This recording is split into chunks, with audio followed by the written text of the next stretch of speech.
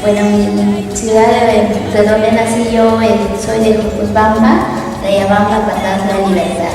Ah, La Libertad. Sí, de La Libertad. Qué bueno. ¿Qué tiempo estás en Lima? Ya hace como 6 años que estoy Sí. acá en Lima. Ya.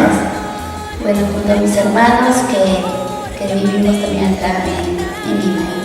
¿Y qué tiempo tienes cantando?